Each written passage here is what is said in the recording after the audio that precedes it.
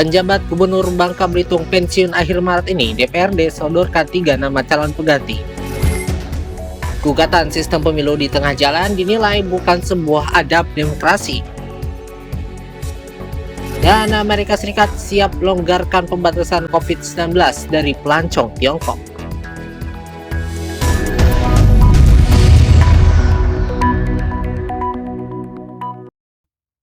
Penjabat atau PJ Gubernur Kepulauan Bangka Belitung Ridwan Jamaluddin akan masuki masa pensiunnya pada 24 Maret 2023 mendatang.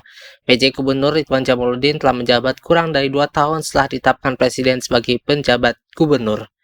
Sebanyak 3 nama telah disiapkan Dewan Perwakilan Rakyat Daerah atau DPRD sebagai calon pengganti akan dikirimkan ke Kementerian Dalam Negeri. Nama yang diusulkan yang pertama ada Naziarto yang saat ini menjabat sebagai Sekretaris Daerah atau Sekda Bangka Belitung. Kemudian Tajudin yang merupakan mantan Kepala Badan Dinas Perhubungan dan saat ini aktif di Badan Pembinaan Ideologi Pancasila atau BPIP. Selanjutnya Ian Megawandi, mantan Sekda Bangka Belitung yang saat ini bertugas sebagai fungsional Eselon 1 Widya Iswara Pembinaan Aparatur. Sebelumnya sempat muncul 5 nama dalam pembahasan di Badan Musyawarah. Salah satunya yang diusulkan kembali adalah nama PJ Ridwan Jamaluddin. Namun akhirnya hanya disepakati 3 nama, namun tidak menyertakan penjabat petahana Ridwan Jamaluddin. Menurut Herman, penentuan nama calon PJ Gubernur dilakukan secara profesional dengan memperhatikan jenjang kepangkatan. Dia berharap siapapun yang terpilih sebagai penjabat gubernur selanjutnya bisa menyejahterakan masyarakat dengan sisa masa jabatan hingga tahun 2024 mendatang. Masyarakat dan partai politik dinilai seharusnya mengecam upaya berbagai pihak untuk mengubah sistem pemilihan umum dari proporsional terbuka yang diberlakukan sejak 2009 untuk kembali menjadi proporsional tertutup yang berlaku sejak masa Orde Lama hingga 2004. Itu yang dikatakan oleh Direktur Pusat Studi Konstitusi atau Pusako Fakultas Hukum Universitas Andalas Ferry Amsari. Ia mengatakan bahwa upaya mengugat aturan tentang sistem pemilu melalui Mahkamah Konstitusi di tengah tahapan yang sedang berjalan tak sesuai dengan prinsip negara demokrasi. Ferry berharap partai politik menegaskan sikap menolak perubahan sistem pemilu meski proses pembahasan di MK masih berjalan.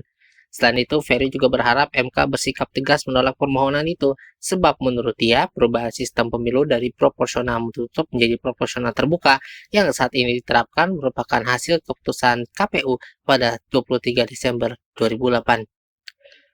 Sistem proporsional tertutup sebenarnya pernah digunakan dalam pemilu di Indonesia, yakni pada masa pemerintahan Soekarno dan Orde Baru hingga pemilu 2004.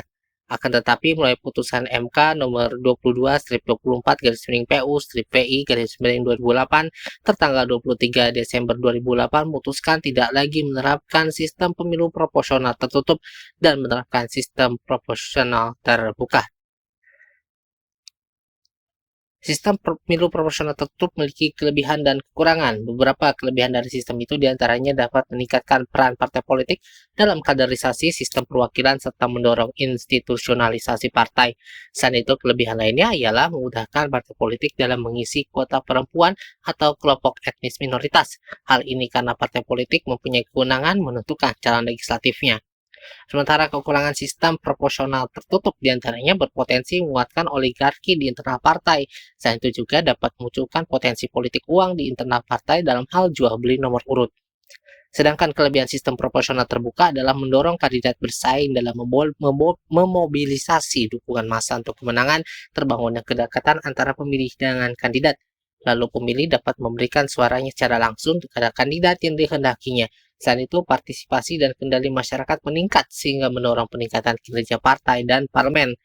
Sedangkan kelemahan sistem proporsional terbuka adalah membutuhkan modal politik yang cukup besar, sehingga peluang terjadinya politik uang sangat tinggi. Selain itu, penghitungan hasil suara jauh lebih rumit dibanding sistem proporsional tertutup. Kelemahan lainnya dari sistem proporsional terbuka ini adalah sulit menegakkan kuota gender dan etnis. Selain itu juga muncul potensi reduksi peran parpol dan kaderisasi, serta persaingan sengit antar kandidat di internal partai. Amerika Serikat sedang bersiap melonggarkan pembatasan pengujian COVID-19 untuk pelancong dari Cina paling cepat pada hari Jumat tanggal 10 Maret mendatang. Dan menurut 2 orang yang mengetahui keputusan tersebut, pemerintahan Presiden Amerika Serikat Joe Biden telah memutuskan untuk membatalkan persyaratan tes COVID-19. Amerika Serikat telah mengumpulkan informasi yang lebih baik tentang perkembangan kasus tersebut. Pembatasan diberlakukan pada 28 Desember dan mulai berlaku pada 5 Januari di tengah lonjakan infeksi COVID-19 yang tiba-tiba melonggarkan pembatasan pandemi. Pejabat Kesehatan Amerika Serikat juga menyatakan keprihatinan terkait rekan-rekan Cina mereka tidak jujur tentang jumlah infeksi dan kematian. Saat itu pejabat Amerika Serikat juga mengatakan kurangnya transparansi dari pemerintah Cina tentang besarnya lonjakan atau varian yang beredar. Sebagai bagian dari tanggapannya, Pusat Pengendalian dan Pencegahan Penyakit atau CDC memperluas pengawasan genomik di beberapa bandara Amerika Serikat. Mereka mengumpulkan sampel sukarela dari penumpang pada ratusan penerbangan mingguan dari Cina dan menguji air limbah dari pesawat. Program pengawasan genomik berbasis pelancong akan terus memantau pelancong dari Cina dan lebih dari 30 negara lainnya. Aturan yang berlaku pada bulan Januari mengharuskan orang-orang berpergian langsung atau melalui negara lain ke Amerika Serikat dari Cina, Hong Kong, dan Macau. Mereka diharuskan melakukan tes COVID-19 tidak lebih dari 2 hari sebelum perjalanan dan memberikan tes negatif sebelum naik ke pesawat. Mereka juga dapat menunjukkan dokumentasi bahwa mereka telah tertular dan juga telah sembuh dari COVID-19.